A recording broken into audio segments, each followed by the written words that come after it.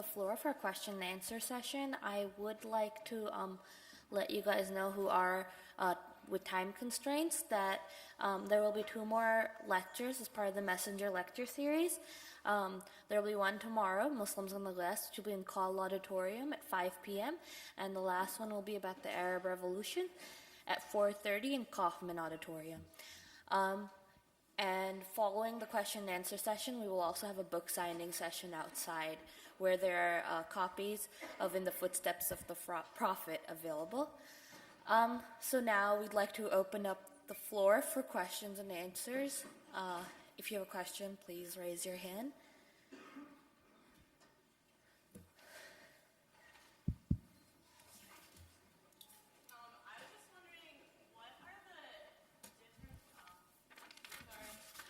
Hi. Okay. I was wondering what the differences are between Muhammad's teaching and Jesus' teaching, because I know, like, the Jesus that you read about in the Bible is probably different than the Jesus that the Muslims have. I mean, it's the same guy, but, like, we believe different things about him, obviously. But I'm just wondering, like, how does Muhammad's teachings differ from what Jesus said, like, before Muhammad came along? Yes, that's a good question, and there are many ways of tackling this question. If we come to the essence of the religious teachings, there is one main difference, which is the way we deal with the oneness of God. The Trinity is something which is the only dogma or Christian dogma that is not accepted by the Muslim tradition is this one, that God has no son. So Jesus, from the Muslim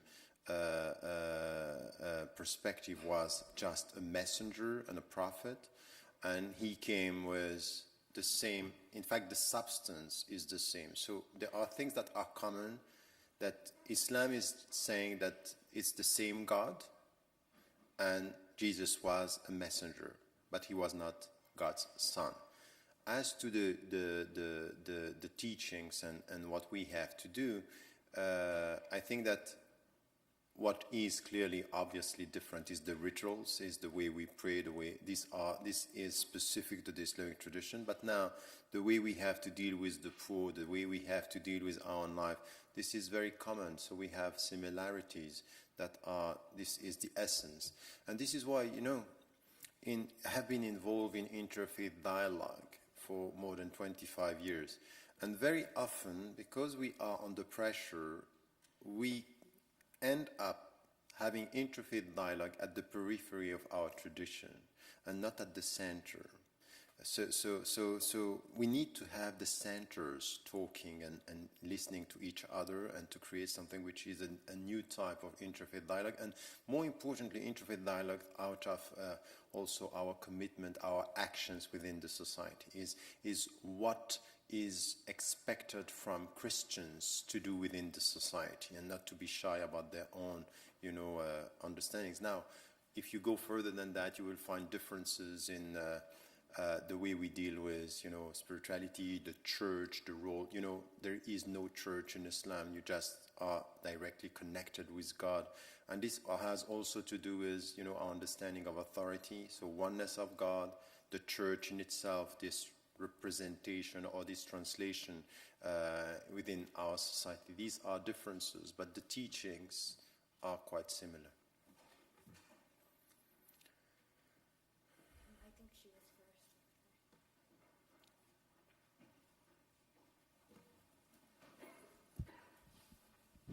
Assalamu alaikum. Thank you for your message. However, it seems that you are really contradicting the same message of the Quran that you were trying to relate. And I think the questioner probably misunderstood you, because you emphasized understanding the Quran through the life of Muhammad, being a human being. Yes, we do respect as Muslims Muhammad as a model. However, he himself, if he was among us now, he would tell us not to quote him as he was telling his companions at the time, but to quote the Quran first and foremost. Now, having said that, I would like to ask you to really dwell on more pressing issues that Muslims are facing now. You were addressing the spirituality of everyday Muslims, but not addressing the spirituality of, or not addressing the realities of the world and non-Muslims in relation to Muslims, such as specifically the issues of women, the issues of not just, please don't use Islamic feminism or things like that, because that, in my philosophy, does not exist. It's a contradiction of terms. What I'm concerned with is the way Prophet Muhammad, or so to speak, reported traditions of the Prophet, are being misused nowadays by many who are calling, quote unquote, for Sharia and mudding the word of understanding Sharia. Know that in the Quranic Sharia there is only the divine source, the Quran, and not the human interpretations. So I'd like you to address that, please. Yes, I understand your point. Even though my talk today was really in what would the Prophet do in our situation, and once again, I think that what is essential is understanding the spiritual message and the way he was tackling all these dimensions. Now, I didn't want, and I don't want, every time I talk about Islam, just to look at the issues where we think that we are facing problems. I'm going to talk about this tomorrow when we speak about Western Muslims, but my understanding is that where the Islamic message is giving substance and consistency for contemporary Muslims, much more than only talking about the problems that we are facing, this was the point, the angle through which I wanted to tackle the issue. Now, about the point that you are raising, first, I understand your point that mainly we come back to the Quran much more than we rely on the prophetic tradition and on his humanity. Once again, I accept this as a starting point of our discussion, saying and repeating something that you seem to disagree with is the two sets of texts on which the Muslims are relying. One is the Quran, and the second is the prophetic traditions, al-ahadith. So you might say, I don't agree with this. That's fine. It's a position that we have within Islam, and even not all the scholars are in agreement about which are the texts that we accept or not. That's fine. We have this discussion, but still, I think that the Prophet's life remain a source of inspiration, understanding on many issues that we find in the Quran. So this is one. This is the starting point of the theological or legal scriptural reference that we have, on which we might disagree, but it's there. The second is some of the problems that we are facing today about women, about some of the understanding of Sharia. I wrote about this, by the way, the last book on the Arab Awakening, Islam and the New Middle East, is also tackling this discussion about Sharia, the way some are understanding the concept of Sharia. I talked about it in Radical Reform. I talked also about it in Western Muslims and the Future of Islam. I will talk about this tomorrow, about the way we understand Sharia. But you can't just say there is only one way of understanding Sharia. You have people who are very much stressing on a set of law, and others that are much more stressing on objectives that we need to reach and to promote, talking much more about a way towards faithfulness. So I think that we cannot just remove a term from the Islamic terminology. I think that once again we need to get to a better understanding of the term and a better translation. So this is about Sharia, about women. You know, if you read what I can't in 45 minutes talking about his example, talk about every single issues. I said something about women, and I think that it's a challenge. It's something that we need to study and to promote seriously, that there are things that are not right from an Islamic perspective. But it's not the only field. It's one of the so many fields that we have to reform our understanding. I don't want to reform Islam. I want to reform the Muslim minds. I want to reform the way they deal with some of the readings of the scriptural sources and the culture. So this is the point. When you dismiss, because you don't like it, Islamic feminism, because it's a contradiction in terms, as you are saying, I would disagree with you. I think that what we see is that some women, in the name of Islam, are now resisting cultural understandings that are not Islamic. They are coming from the culture. They are coming from Asian culture, Arab culture, and we have, in the name of our religion, to resist some of the cultural interpretation of our religion and to say this is not Islamic. It's much more cultural than Islamic. It's coming from, patriarchal cultures, and that's wrong. For example, we launched a very strong campaign against forced marriages in the name of Islam, against the cultural attitude of some not asking even women if they want to marry someone or not. They are forced to marry. Or domestic violence. They say this is not Islamic. I've been repeating this for 25 years, that domestic violence. And yesterday when I was in Washington, I was talking to this organization. It's a woman who is doing a very good job in the States about domestic violence. Say, okay, be careful. We are not only talking about domestic violence, because violence is also not physical. It's psychological. It's something which is not always visible in the way we deal with women within our community, and we have to tackle this issue. So all these problems are here, but this was not my main point. Now, if you suggest that we have to deal with all these things, I agree, but it would be another lecture on the challenges that we are facing when it comes to, and once again, we also have to talk about, are we talking about the West or are we talking about the Muslim majority countries? Because we have common challenges and we have some different challenges that we have to tackle.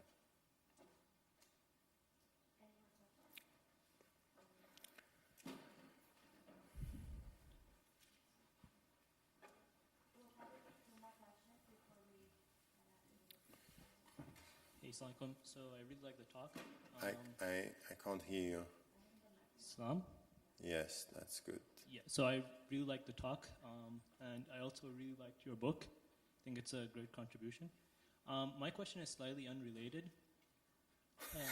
in some sense, but I understand you did your PhD in philosophy in Switzerland, correct, in Nietzsche, and I think there seems to be some sort of effort on your part to look at Islamic morality through that lens, perhaps to philosophy. And I'm just wondering, if you think that's a fair comment to make, and how you reconcile that with the historical tendency of many Muslims, not all, to kind of avoid that and almost, the polemics, I guess, against that in classical texts. Yes, thank you for that. It's going to help me to clarify the picture. I was born and raised in a very religious family, so I went through the family, education. Then I went to, that's true, my first PhD was on Nietzsche, the concept of suffering in Nietzsche's philosophy. And some of the people who are a bit literalists, the Salafi literalists, are just rejecting everything that I'm saying. So, okay, he just studied philosophy, as if studying philosophy was the opposite of studying Islam. What they don't say is that then I went also to a second PhD in Islamic studies, and this was about the reformist thought, and I went through the intensive, if you know the traditional way to get the permission to teach in Islam is al-ijazat. I went through this with 7 disciplines in Egypt. So I got this, which in Islamic term would be a sheikh, but I don't like it. I prefer to be called your brother. And that's it. So and then the PhD was on this. And I'm trying to reconcile. I'm not trying to separate. Anyone who is just telling me, oh, there is a sense that you are dealing with philosophy, I say yes, and what's wrong with this? When you come to Shatibi, for example, he's one of my teachers. He wrote Al-Muwafaqat. He helped me to write the book Radical Reform, Islamic Ethics and Liberation. And he was talking about Usul al-Fiqh, the fundamentals of Islamic law and jurisprudence, as the philosophy of law. And it's a philosophy of law. It's the way you look at, I don't want to be obsessed with rules, halal and haram, if I'm forgetting the objectives. So I want to get the objective. I want why this is wrong and why this is right. So for example, in the center, by the way, I came with some of the things. If you are interested in this, we are trying now to have an international network of people, Muslims and non-Muslims, by the way, when it comes to the field, where we are working in reconciling Islamic legislation. So why the scholars in the fiqh are saying this is right and this is wrong, with ethical, applied ethics when it comes to the objectives. So and this is why we call the center, a research center for Islamic legislation and ethics, is to reconcile this. By doing what? In this, and I want you to understand this, because in the way I deal with spirituality is a philosophy of life. It's a philosophy of life. There is a philosophy, and I agree with Jamaluddin al-Afghani when he was saying, my philosophy, it's coming from the scriptural sources, but it's a philosophy. It's give me a way of life, a meaning to my life. So what we are trying to do is to come with scholars of the text and scholars of the context. And we are working on 11 fields. We want to work and have scholars who are coming, who are knowledgeable about the text in education, with educationists, people who are specialized in that field. We want to talk about gender. Not only because I want to talk about women. One of the main problems that I have with this issue of women in Islam is the problem of men. But I'm serious. There is something which is lost in the whole discussion, is the status of men within our world today and within the Muslim community is just something which is undermining understanding, and the people are scared. So it's a power struggle which is not right. It's not a sound struggle the way we are putting it now. We're talking about environment, medicine, ethics in medicine. What do we have to say about cloning and all this? So it's a philosophy. So we are also talking about media and politics, good governance. So I want to work on this. So I'm trying to reconcile.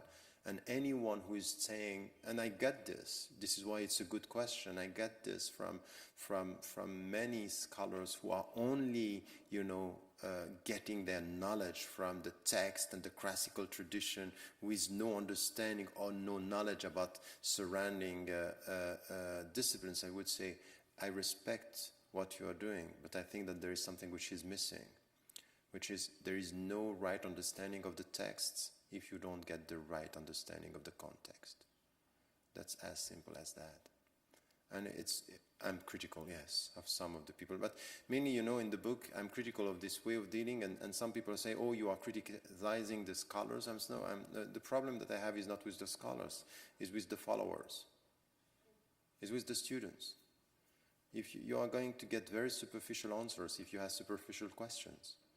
And I can see in universities here, for example, and everywhere in Oxford when I'm teaching, young scholars, young Muslim, men and women at the highest level, very bright, very, very smart in everything they are doing in their field. When it comes to Islam, it's as if they are childish.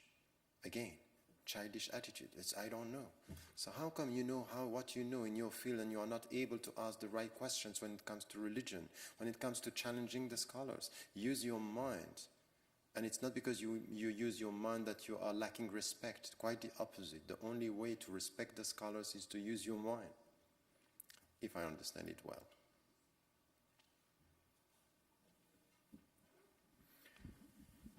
Thank you very much for coming. I enjoyed the talk a lot. You spoke a lot about people who believe and people who do good deeds. الذين يعملوا والذين عملوا الصالحات. And also understanding seeking knowledge and understanding God and oneness and things like that. How does the bridge between knowledge and al-amin and the salihat, the belief and the good deeds, how do those interact with each other? If you study what God, the oneness of God, how does that translate to good deeds? What's the bridge? There are many different levels for that. There are things that are basic in our understanding of good deeds, that we all agree. If you look at all the people who are in this room coming from different traditions, we would agree that good deeds are still good deeds today as they were in the past. So this is something which is natural. We understand serving the people, feeding and showing solidarity towards the poor, the eldest people. We have things that are common. Not sometimes you have things that are coming from your own tradition. The rituals is saying you have to do this because this is requested by your religion. So sometimes you have injunction and obligation or calls that are coming from the scriptural sources telling you have to do this. So you have something which is the common natural morality and ethics, something which is the revealed ethics. إِنَّمَا بُعِثْتُ لِأُتَمِّمَ مَكَارِمَ الْأَخْلَاقِ. I was sent but to complete the good character and the good behavior of people. This is my mission. This is what he was saying. The Prophet was saying, I came for that. And then you have also things that you need to get the knowledge, because within a specific society, you will find that sometimes there are good deeds and dimensions that you don't get in the text, but you will find them in the society. You would get from the society things that you have to do. For example, and the priorities could be different. For example, in our society today, and especially in the United States of America as an industrialized society, what is missing today? What is a very good deed that you can promote much more than it would be in the traditional, patriarchal or southern societies in Africa? Something which is very important today, which is to listen. To take time to listen to what the people have to say. This is why some people are paying to be listened to. I'm not joking. It's very important. Communication. In a world of social networks, what we have is this virtual communication is not communication. We are just connected. We are not communicating. So the point here is the knowledge of your society can let you understand, give you another understanding of what is needed here. For example, in the United States of America, something which is a deep understanding of the good deed of our time in this society is it's critical to work on acting against racism. It's deep in this society. It's still there. It's not because you have the first president who is an African American that it's done. That's not true. When in a society you are 5 times more likely to get killed or to go for death penalty when you are black and poor than white and rich, I'm sorry, there is something wrong. So you understand that good deeds has to do with justice here, and you have to go for it. So the knowledge of the text is giving you a framework, and the knowledge of the society is giving you the priorities and how do you have to do it. So there are things that are good everywhere, but you have priorities that are changing depending where you are. And I would say that this is the knowledge, that it's so important, that just to take time. I'm sorry, it's a very good deed in the United States of America and the European countries to take time for yourself. And in one of the last lectures that I gave in Canada, I just said to the people, take care of yourself. That's good. Take care of you. But I mean it. Take care of yourself, your deep self, not your look, not your dress, not fashion. Even though fashion you have to. I keep on repeating, be careful. Modesty is not to avoid being nice. Modesty is to manage the way you are nice and good looking. If you see what I mean.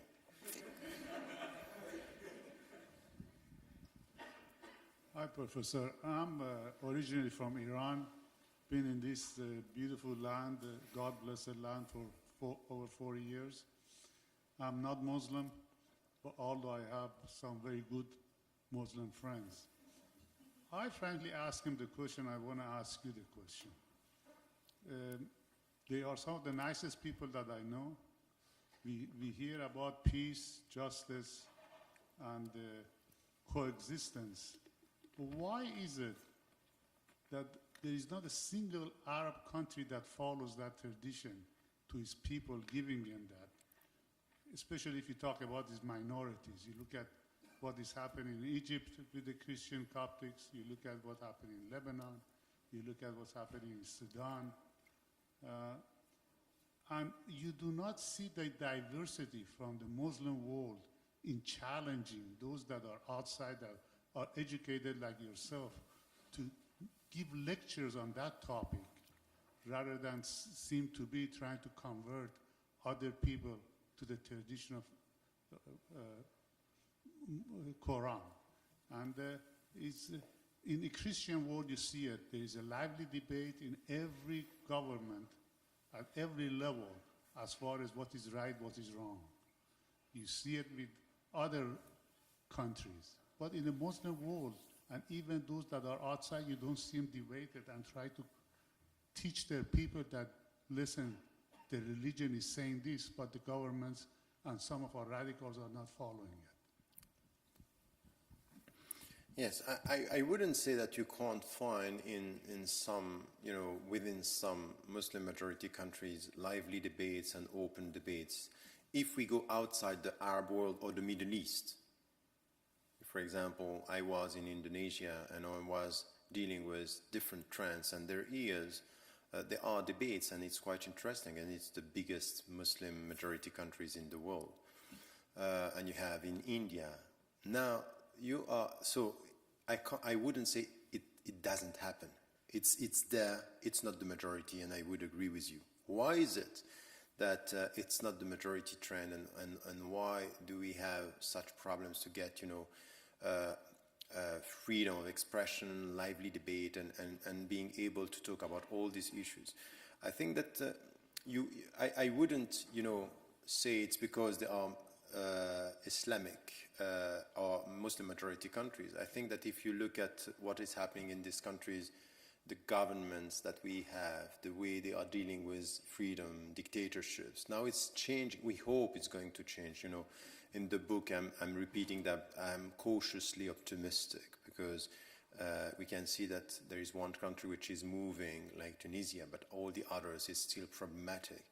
So I wouldn't say that is something which has to do with Islam. It's something which has to do with politics. It has to do also with the situation where when they are rich countries like the petromonarchies, there is no discussion, it's completely closed. And when they are poor countries, there is no way to have free expression, because you have dictatorships and poverty at the same time. So why and how we can change this? I think that this is where we should not blame Islam for this, but look at all the other factors, historical factors, social and political factors, trying to understand why this is happening in, for example, the Middle East, because the Middle East is something, it's a region which is, it's not only about the state of the discussion within, but it's a critical geostrategic center for our world today. So there is a lack of openness when it comes to the cultural and intellectual discourse, and mainly dealing with geostrategic priorities and not opening up. Does it mean that it's acceptable? It's not. It's not acceptable. What is happening in Muslim majority countries in the Middle East today, even after the uprisings, is still that we have to push for freedom. We have to push to open up the discussions and to stop this. I will talk about this the day after tomorrow, this very superficial polarization between the secularists and the Islamists, and to come to something which is deeper than that when it comes to the critical thinking, and even promoting the critical thinking, which is exactly what the Islamic tradition is pushing us to do, but it's not happening today. And we need to go to the causes and to try to reform what is happening in Muslim majority countries. But the implicit message in what we are saying is that